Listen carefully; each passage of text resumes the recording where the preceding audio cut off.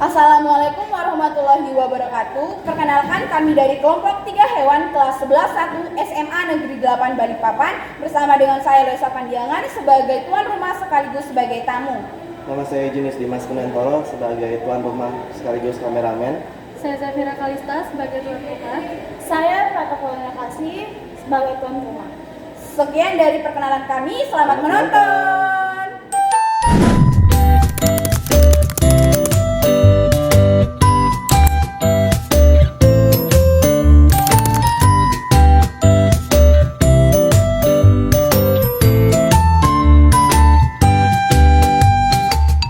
Assalamualaikum warahmatullahi wabarakatuh. Waalaikumsalam warahmatullahi wabarakatuh. Selamat siang teman-teman. Siang. Gimana nih kabarnya? Alhamdulillah baik.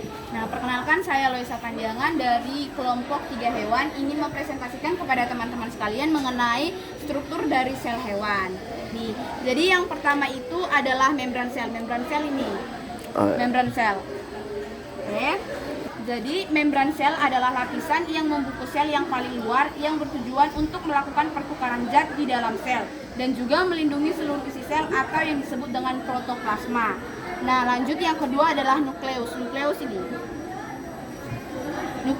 Nukleus ini mengandung sebagian besar materi genetik seperti DNA dan RNA. Fungsi utama dari inti sel ini untuk memimpin kegiatan di dalam sel yang mengatur fungsi gennya. Di dalam inti sel terdapat anak inti sel yang disebut dengan nukleus. Nukleus di dalam inti sel. Nah, jadi fungsi dari nukleus ini adalah mengatur kinerja dari inti sel tersebut. Nah, yang ketiga yang ada disebut dinamakan dengan sitoplasma. Oke. Jadi sitoplasma ini merupakan cairan pengisi ruang antara membran sel dan inti sel.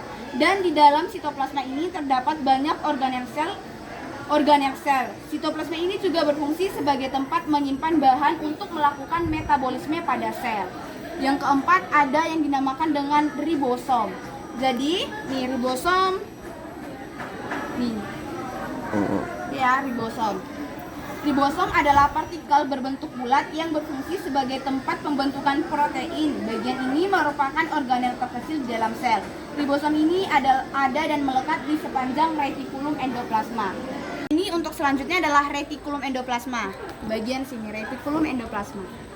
Jadi retikulum endoplasma ini merupakan organel yang terdiri atas membran-membran yang tersusun paralel yang terdapat dua jenis retikulum endoplasma yang sering juga disebut dengan ER. Nah, yang keenam ada mitokondria. Yang ini mitokondria. Mana? Nih, mitokondria. Mitokondria mengandung enzim yang dapat melepaskan energi dalam bentuk makanan pada proses respirasi sel, sehingga mitokondria sering disebut juga dengan powerhouse atau pabrik energinya. Setiap mitokondria mempunyai dua lapisan membran, yaitu membran dalam dan membran luar.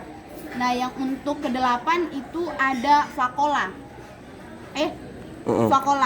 Vakuola adalah rongga sel yang berisi cairan. Bagian sel ini sering ditemukan dalam sel tumbuhan daripada sel hewan. Artinya terdapat lebih banyak di sel tumbuhan. Terakhir adalah badan Golgi, yang ini.